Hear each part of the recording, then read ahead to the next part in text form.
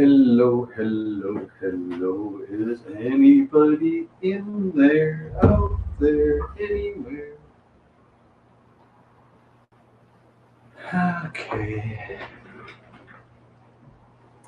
let's see what is going on. If you're around, please say hi so I know who I'm talking to. Be you on Haps, YouTube, Facebook, whatever, even Twitch, I guess I'm broadcasting to.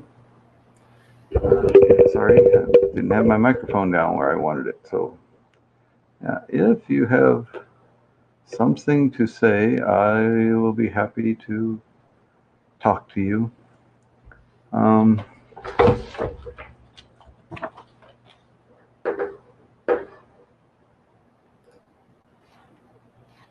there I am.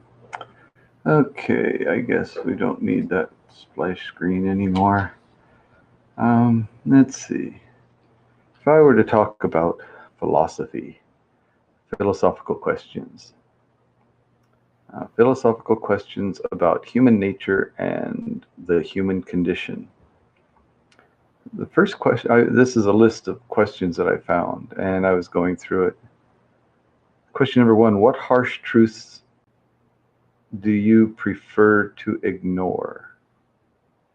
What harsh truths do you prefer to ignore?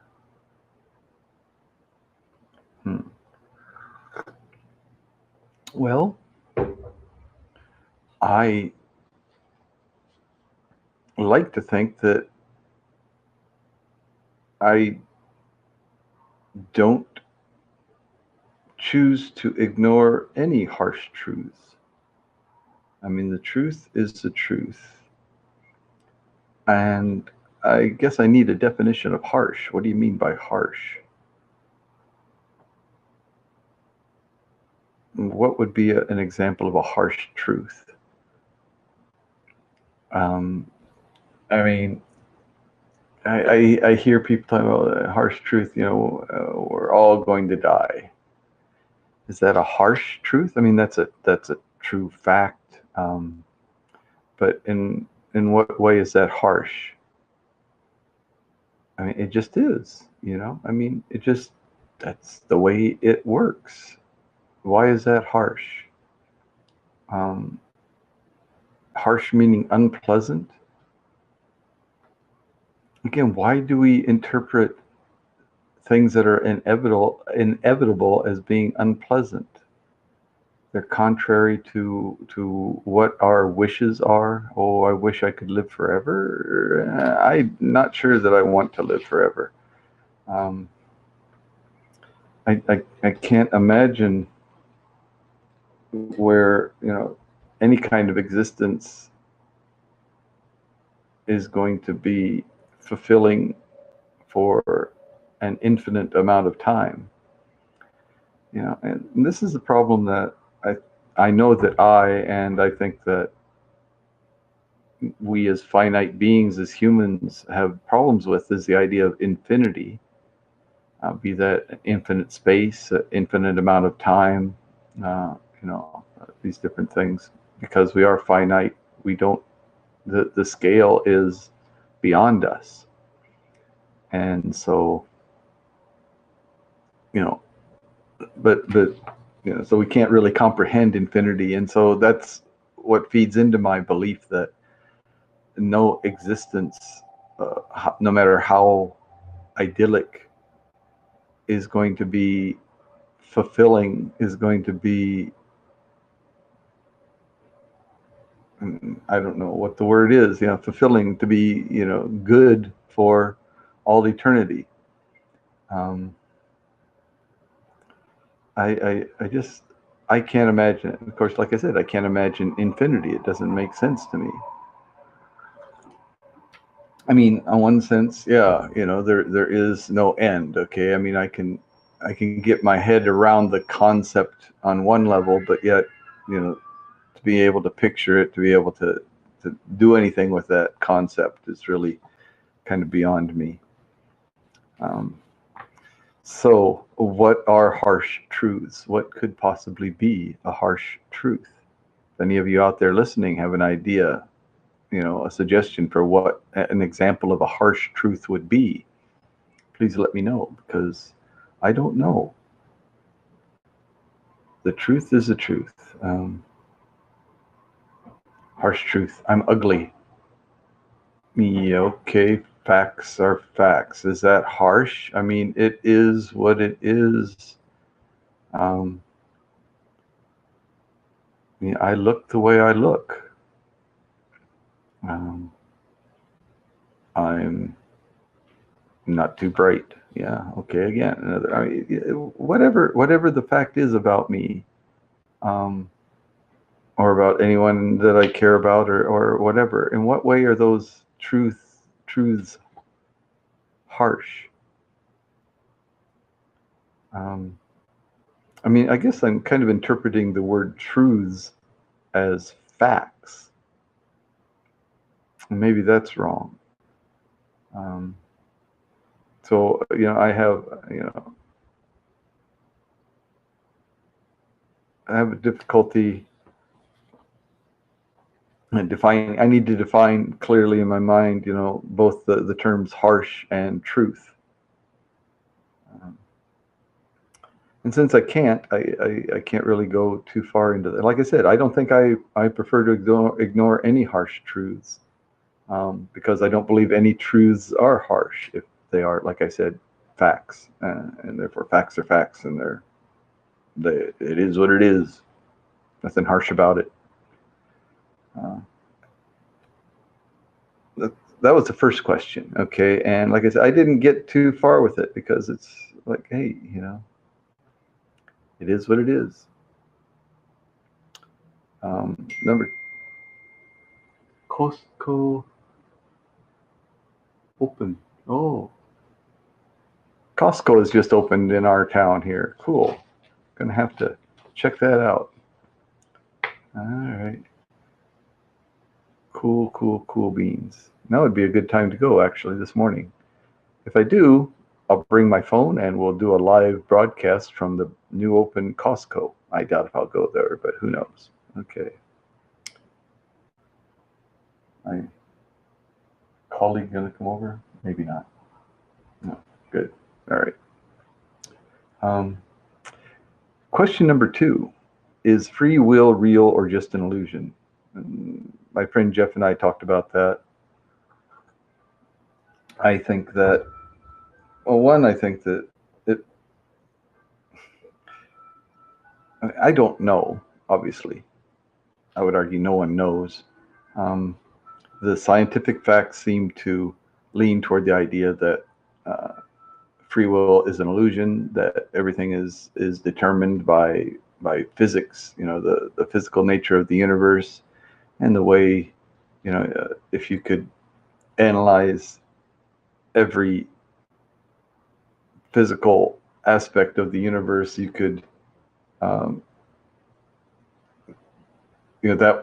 current state, what it is, obeying physical laws would determine the next state and the next state and the next state, including things like mental states and so on. Again, if that's all there is to the universe, if that's all there is to existence, is the physical. There are many people that believe in, the spiritual, there's something beyond that, believe in the existence of a consciousness separate from the physical body. That clearly has problems, doing things like explaining how a non-physical thing interacts with a physical thing. For example, if me, what I identify as myself is not a physical thing, but that mental entity, that mental construct, whatever it is that is controlling this physical space, how does that work? How does a non-physical thing interact with a physical thing? So, that duality has its own set of problems.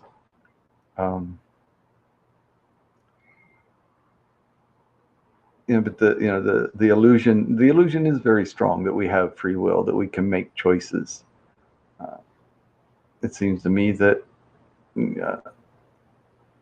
I am choosing to do this broadcast now. Nobody is forcing me to do it. Nobody is forcing me to do it, but again, the laws of nature, the way the physical universe works, I did this because that's the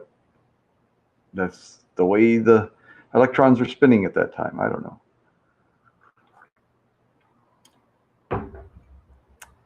But I mean, so it's an interesting question. Is there free will that we all seem to feel that we have? We have that illusion, or is there no free will? Is everything determined by physical laws? But then, that's an interesting question, but only interesting. I don't think it's a really valuable question, because it doesn't matter which is the case. We still have to operate.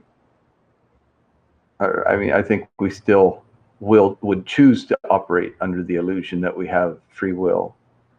And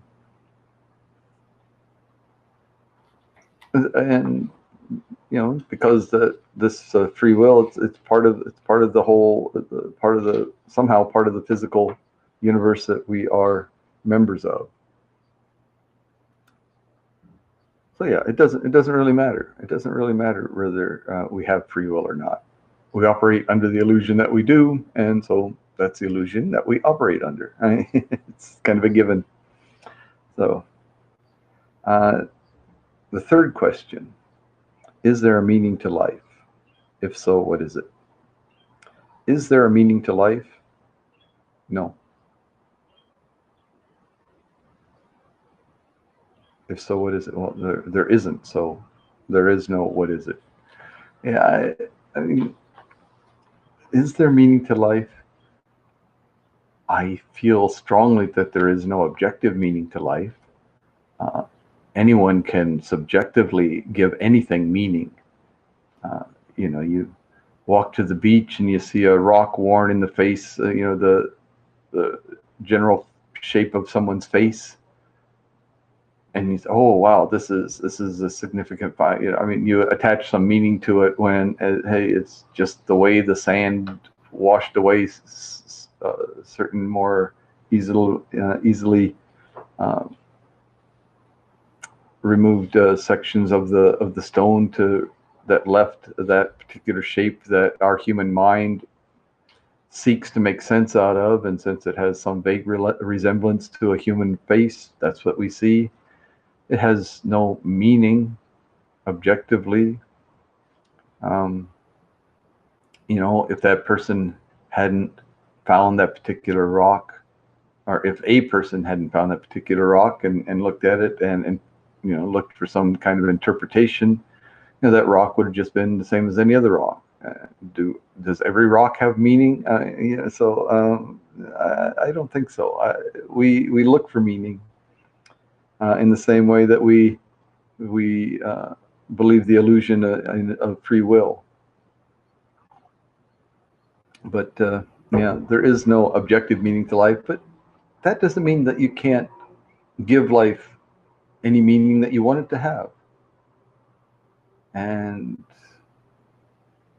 that seems preferable to me. I won't say better. I don't know what good and bad are even. That's how mixed up I am. Because, again, I'm not sure that I can say that there's an objective good and bad, right? Something that's good for one person is bad for another. You don't have to look very far to see. I mean, so a sporting event, one team wins and one team loses, right? So one team sees that the outcome is good, the other one sees it as bad. So that event in itself is neither good nor bad. All right, it's subjectively people look at the results of that and say, oh, that's good or bad, right? So yeah, there is no objective good or bad. There is no objective meaning of life. Um, but we can assign it. We're the powerful ones, right? We can assign it whatever we want because we have the illusion of free will, and so we think that we can choose. But actually, again, we have to assign it whatever the physical cards have determined, right? Okay. So, no meaning to life, except, is there a meaning to life? Yeah, subjective meaning. And that depends on the individual. So, I can't really tell you too much more about that. Where is the. I don't think I prefaced this by saying that, I am an English teacher. I am not a philosopher. I took your odd philosophy course, a few courses at university, but it's just a hobby of mine. I am a pure layman when it comes to philosophy, and so I'm looking at it from a layman's point of view, and only my own personal viewpoint that I have developed over these years of my life. Doesn't really mean anything. Just, right? So yeah, don't listen to me. I say these things hoping that somebody will give me some feedback and say, hey, did you think about this? That's not quite right because of that, and so on. That would be cool. I'm always interested in hearing other people's ideas and being corrected. Let's see. Where is the line between art and not art?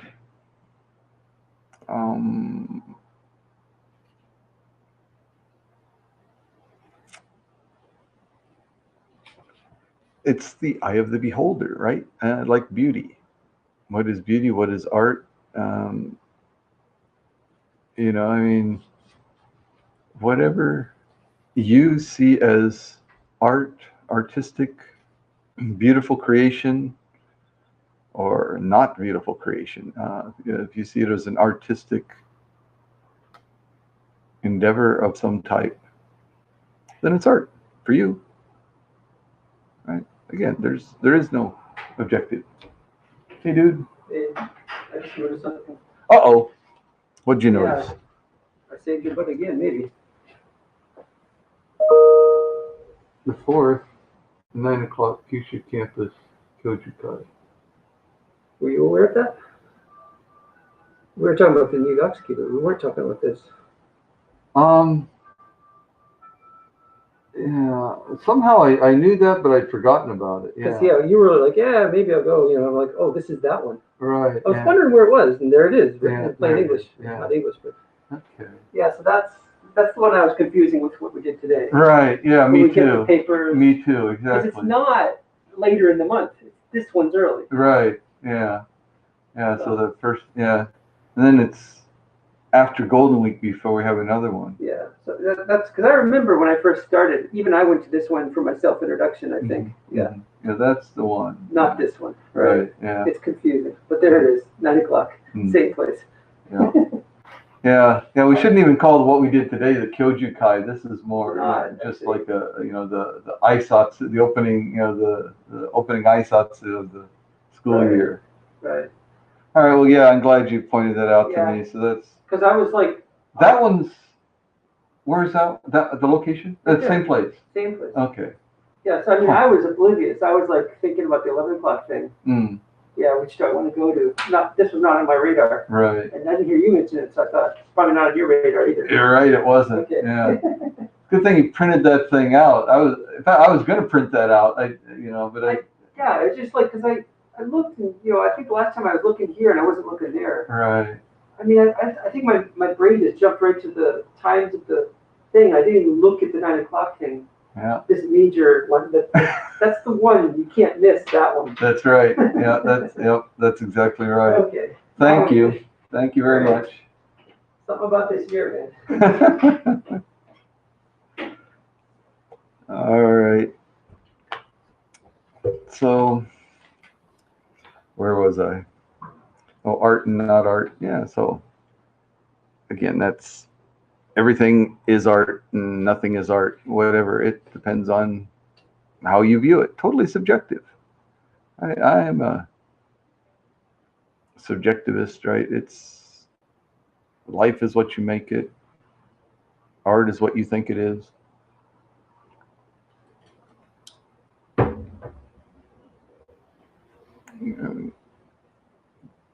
Because there is no expert out there giving us the right answer. You make it up for yourself. How do you want to have? How can you have a good life? Well, make up a good one. You know, I mean, and that for you, that could be setting yourself a difficult goal, and then achieving that goal. It could be, you know, if you're the type that needs to accumulate things, accumulating those things.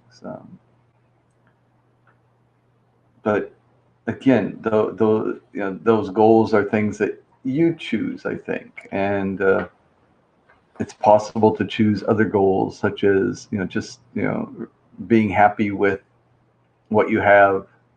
You know, that's how you can truly be happy, is, you know, not to get everything that you want to make you happy, but just to want what you have and be happy with that, you know, type of thing. So it's all subjective, right? It's all subjective. What should be the goal of humanity? What should be the goal of humanity? The goal of humanity. I don't even know what that means. Humanity as a goal? I mean, biologically speaking, I guess as a species, the human species, the goal is to propagate the species, to continue, for the species to not go extinct, right? The goal of humanity. So a goal. What should be the goal? Again, that's making a value judgment that each one of us can make our own value judgments, and none of us are any more right than the other. Unless you want to take the position that more or less that might makes right. In other words, you know, the majority, you know, so the majority of people want such and such, and so that's the better option. I'm not sure that that's really the good way to go. You know, the majority of people, that means there's a minority, and you know, I mean, yeah, we don't want to forget about minorities, you know, whatever that minority is. You know, I mean, you can see, those of you that are watching me can see that I am a white male. My beard, if nothing else, my beard should give you a clue that I'm probably got the genetic structure to, you know, to be called a man.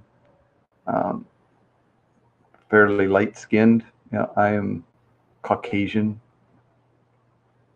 at least predominantly Caucasian, right? I've watched lots of YouTube videos, you know, where they do those DNA tests to find out, you know, the ancestry of different people and find out how mixed we all are. So I don't have any assumption that I am, you know, purely Caucasian or anything like that. Nothing remotely like that. I don't have, you know, it's just, you know, physically my skin is pale. And physically, you know, again, I am male, and mentally I'm male. I have no, you know, gender identification issues or anything like that. I'm quite satisfied with my gender. How did I get into that? Talking about the goals of humanity. Yeah. Humanity's goals. Again, it's you know, individuals can have any goals that they want. Oh, we're talking about, right, might through right, and oh, that's right, majority and minority. Sorry, okay, I lost my train of thought there. Now we're back on. So, um, so as a white male who was born in America, I was part of the majority, right?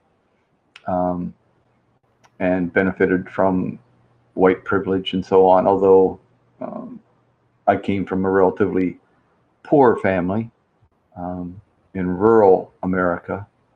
Uh, but still, being a white male gave me a lot of advantage in America. Um, then now I'm a minority in the country I've chosen as my home. I'm still an American citizen. I still, have an American passport, but I've lived in Japan now for 32, 33 years. I think this is my 34th year, my 33rd year. Anyway, it's too many years, I forget now.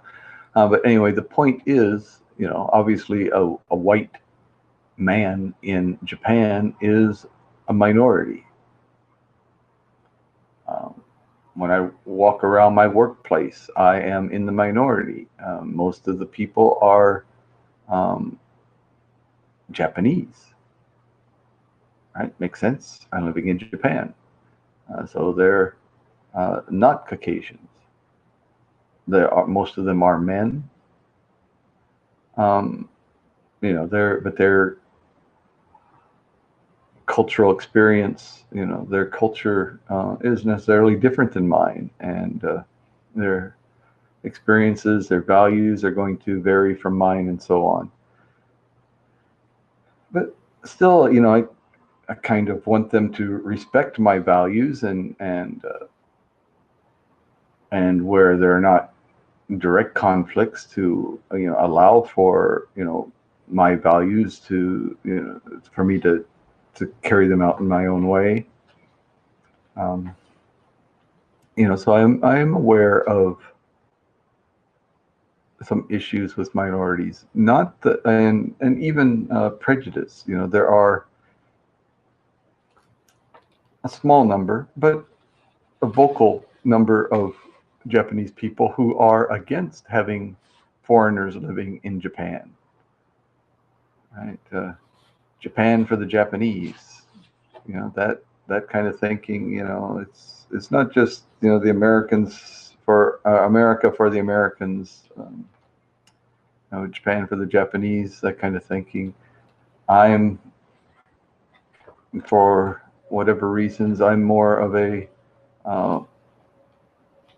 we're all citizens of the same planet, so what's the big deal about which country I'm from? What's the big deal about what color I am, or how big around my waist is, or how tall I am, or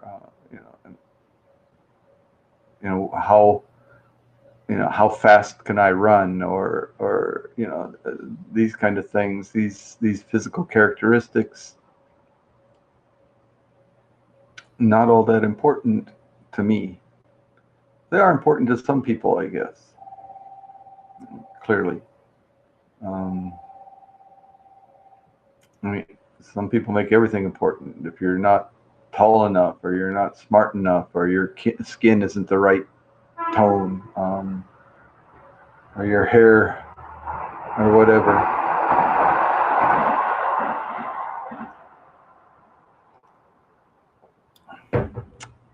Okay.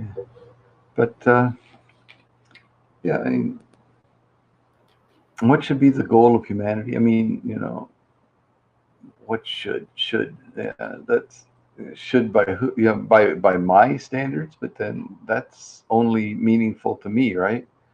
Um, I mean, what should be the goal of humanity? Uh, to eliminate prejudice and bigotry, to allow people to live in a way that's comfortable for them, as long as it doesn't make it uncomfortable for others. There's always going to be a problem, right? There are limited resources in it, and we have quite a large population currently living on this planet. So even a goal of people live in harmony, but do what they like to do, enjoy doing what makes them comfortable, as long as it doesn't prevent others from achieving that same goal. That almost seems like an impossible task. I want to sunbathe on the beach, but I want to play volleyball on that same beach, because it's the closest. I mean, so finding, I guess the goal is to find the most efficient ways, the most equitable ways to share the limited resources and to accommodate everyone's wishes to the greatest extent possible. Should that be the goal of humanity? Maybe that should be. Maybe, I don't know. Number 6, does fate exist? If so, do we have free will?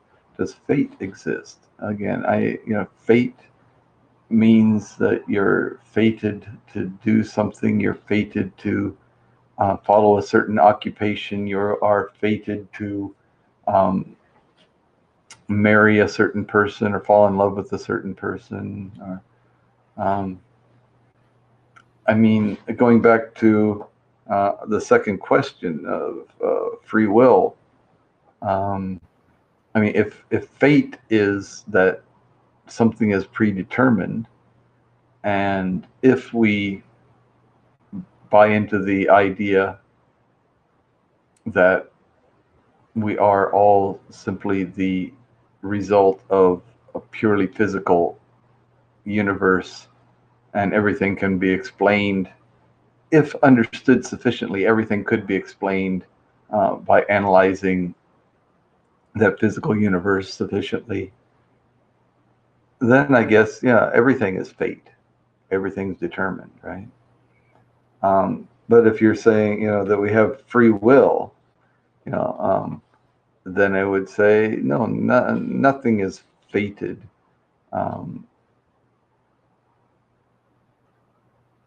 Well, nothing is fated. Again, I don't know what's meant by fate. It's things like children following in their parents' footsteps, right? So was it fated for Mike Douglas to become a successful actor because he was the son of Kirk Douglas, who was a successful actor, and all these different people. Robert Downey Jr., famous actor now, whose parents were in the show business. I can't remember exactly, but just so many. So is Will Smith's son now fated to become an actor? The likelihood is there because of the environment, but so again, if everything is fated, then yes, he was fated. If there is free will, if there is the duality that everything is not determined by the physical universe, then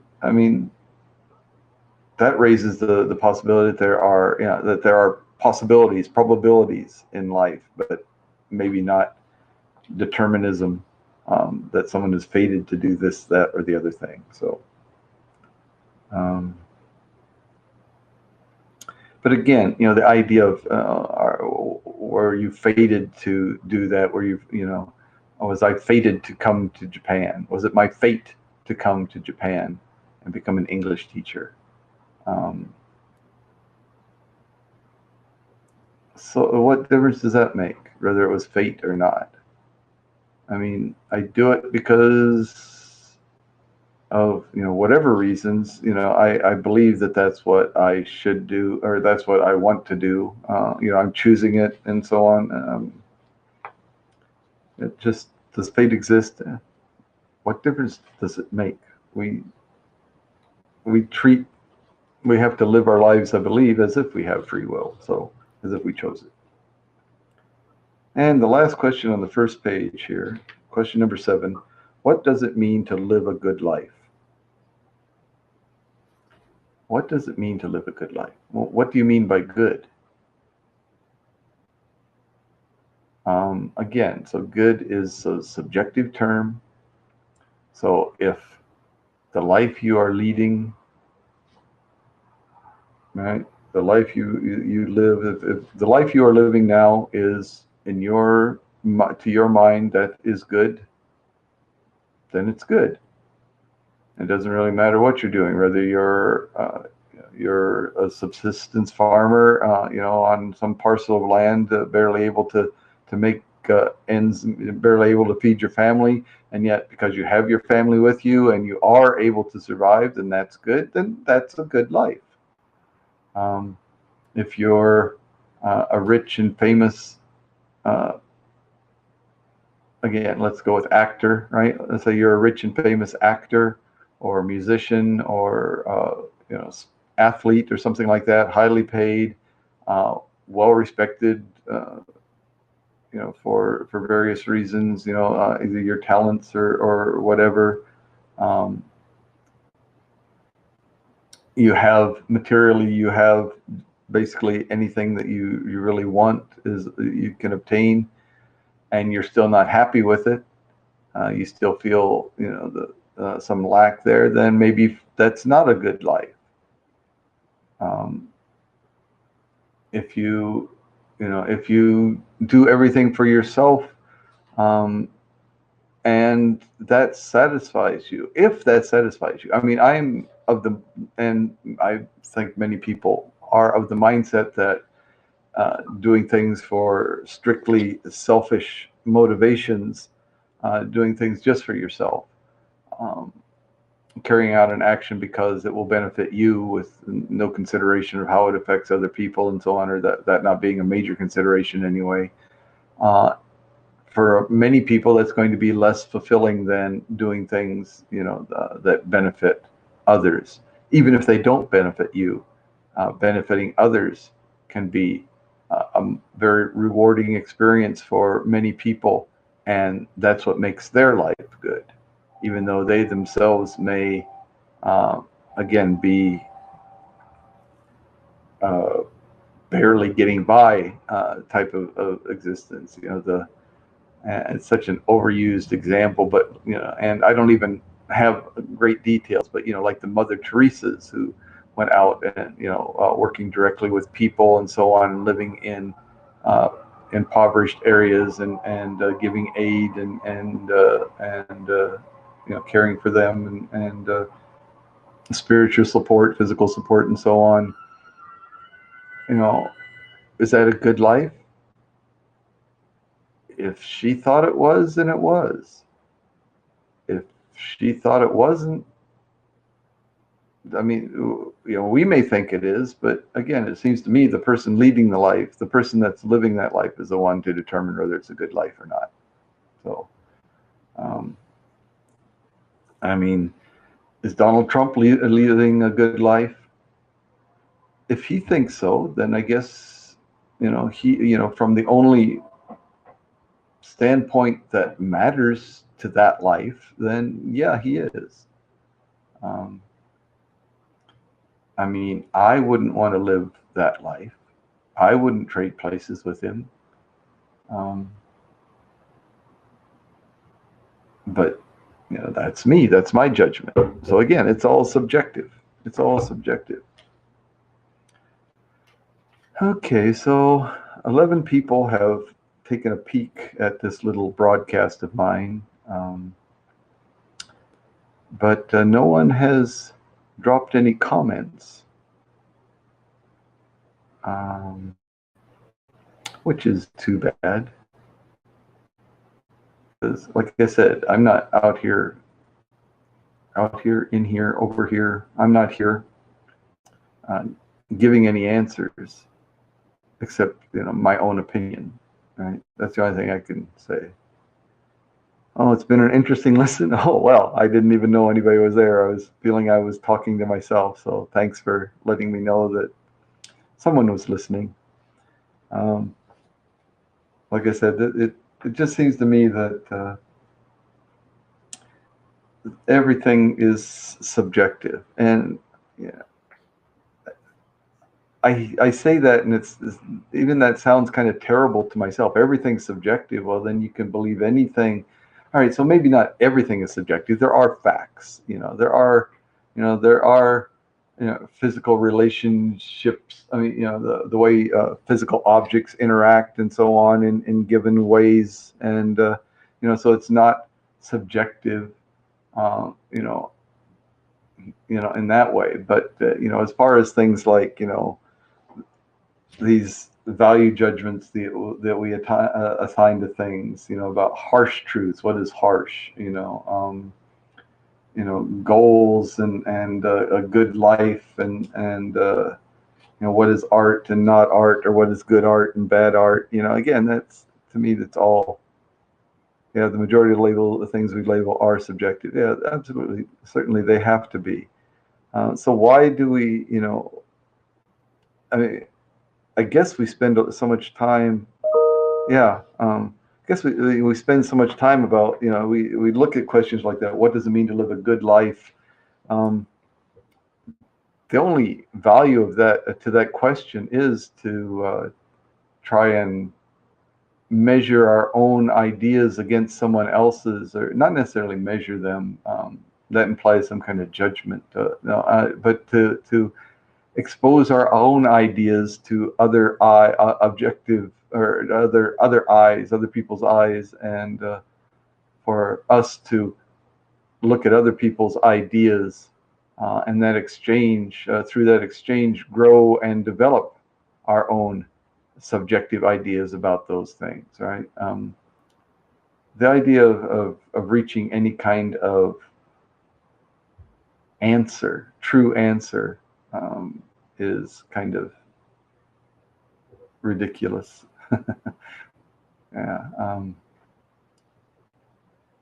And that's probably the case. I mean, even if we could at a certain point in time, I believe that as time moves on and situations change, that what we could agree to be the right answer at any one point might not be a very short time before that or after that.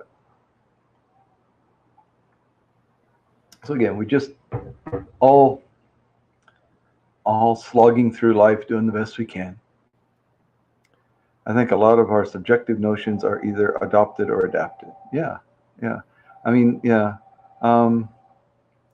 They come from somewhere.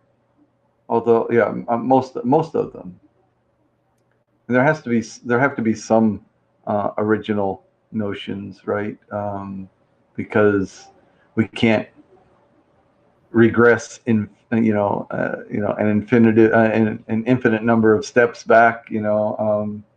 Somebody had to come up with some of these ideas originally.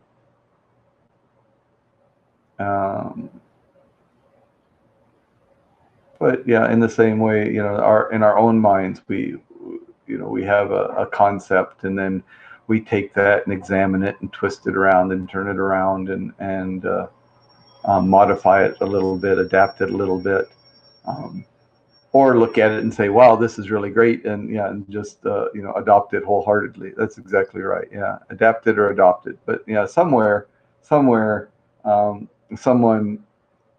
has come up with these first notions, these seminal ideas that then propagate and either are adapted or adopted. Yeah. So those that are most widely adopted, become some sort of, I mean, maybe they've become our religions, right? Somebody, had some ideas about the way people should live, and well, yes, an original idea concept, but not just the wheel, but the idea of for example, marriage, right? That concept of two people, um, coming together and, having a special relationship recognized by society and so on, and then all the implications involved in that.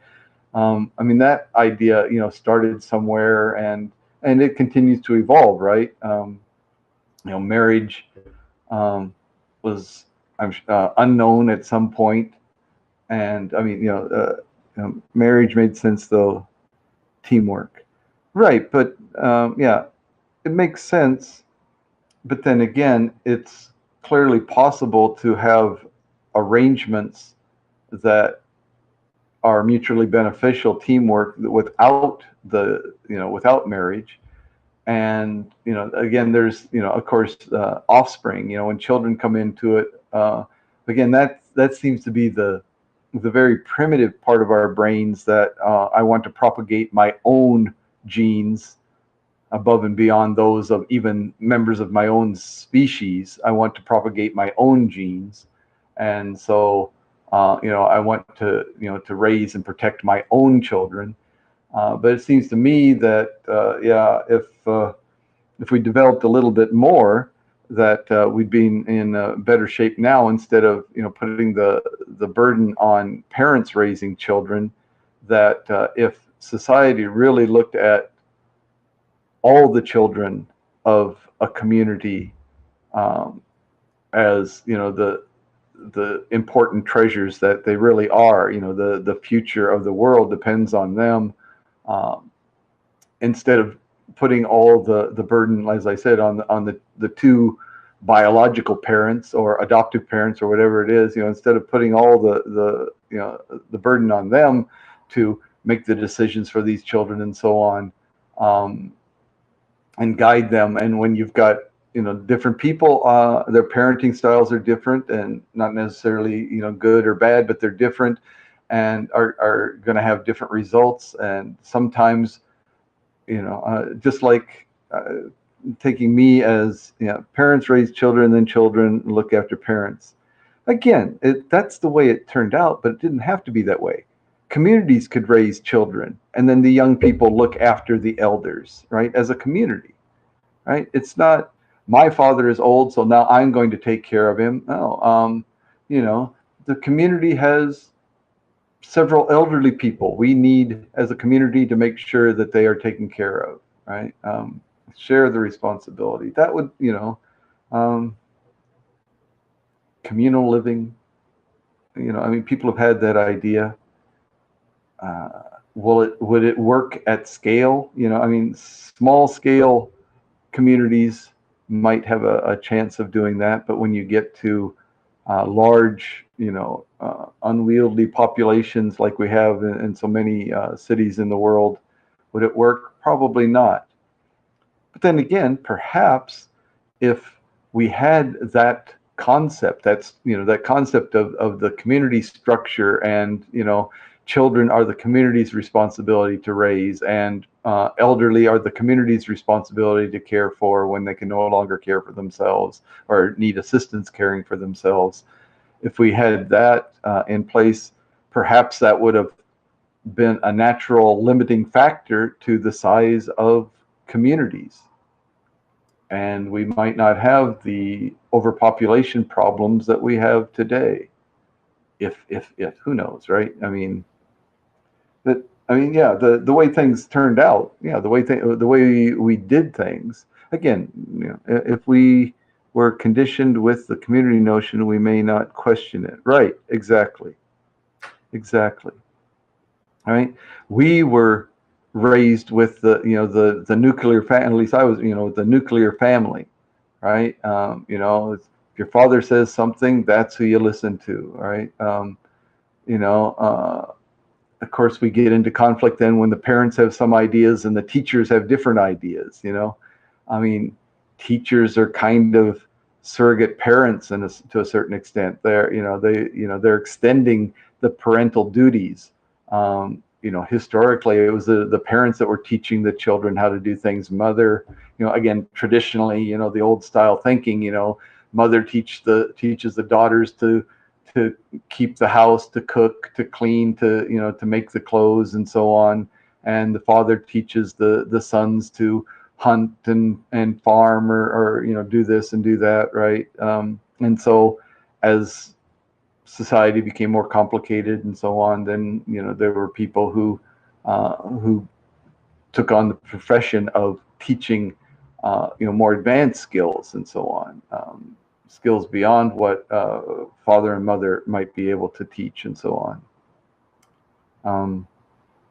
Yeah. I think once children started challenging the status quo and the ability to exert a parent's authority was removed, society started going downhill.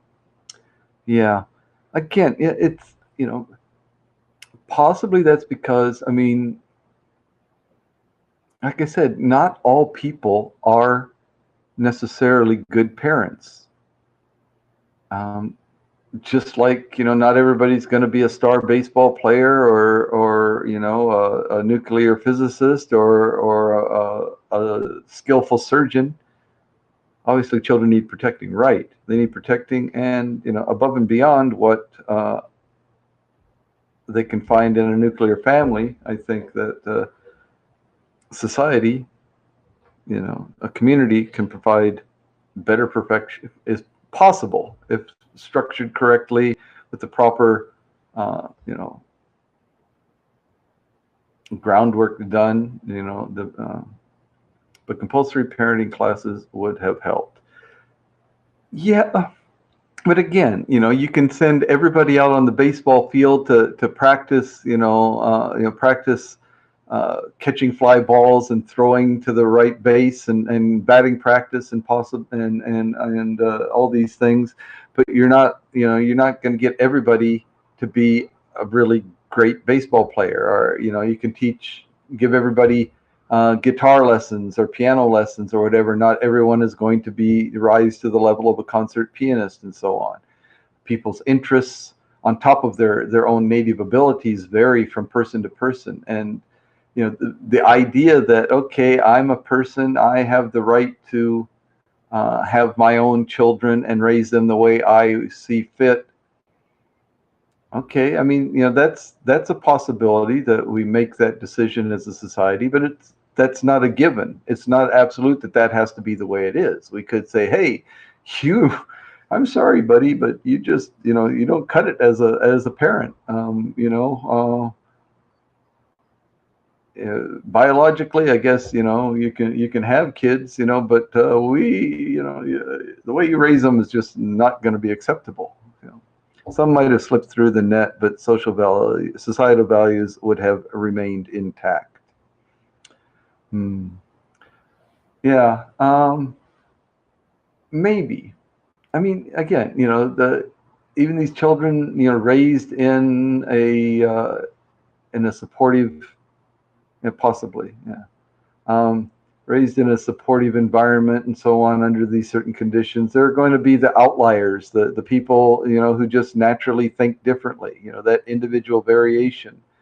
And if among that individual variation, there appears ideas that are appealing to a number of other, individuals, that's where things can kind of go.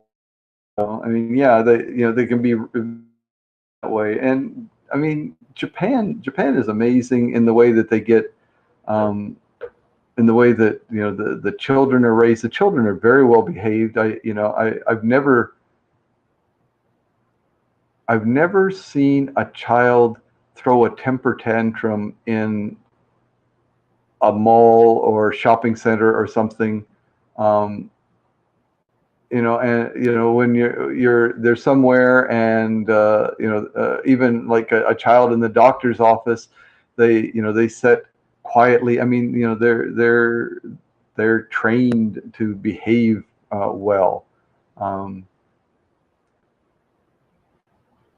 that's the work of the society, not exclusively the parents, but the society working together and agreeing upon things, which, maybe, I mean, I'm all for cultural diversification. I'm an American living in Japan, and I have a house in the Philippines. I'd love to continue this topic another time, my friend. I enjoy a good intellectual conversation. Well, I don't know if I can offer you an intellectual conversation, but I can, give you my opinions on things. How intellectual it'll be is a debatable idea there, but thank you, Colin. I am going to end here.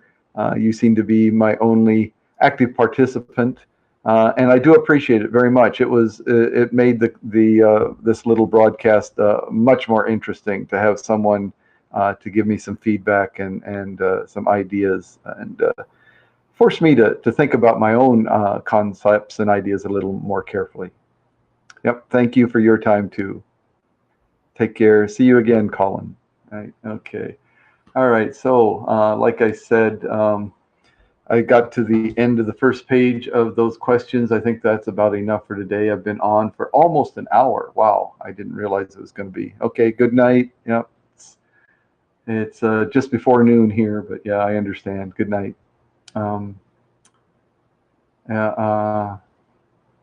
So I've been on for just about an hour. I think that's about long enough for this. I do appreciate anyone who took a look at this live. I also welcome people to take a look at this on the replay. Write your comments in. I try to go back and look at my old broadcasts and read through the comments that were added afterwards, but I don't always get there. I'm not quite dedicated enough to this endeavor, I guess. But anyway, it's been interesting. Again, everything I say is my very narrow-minded, limited viewpoint, and I'm not professing to have the answers to anything at all. In fact, like I said, a big part of my motivation for doing these kind of broadcasts is more to get the feedback from other people, to get their ideas and see how they fit with mine, and see if I can still justify my own beliefs in the face of other people's beliefs in another way, and so on. So yeah, don't take anything I say too seriously, unless it speaks to you, and then let it be. Just to let you know that somebody else out there is somewhere near your same wavelength, type of thing. So anyway, thanks again, and I'll be broadcasting again before too long. Tomorrow, what's tomorrow? Tomorrow, let's see, it's Thursday here, Thursday noon, or actually 11:30 my time right now. So probably about 23 hours from now.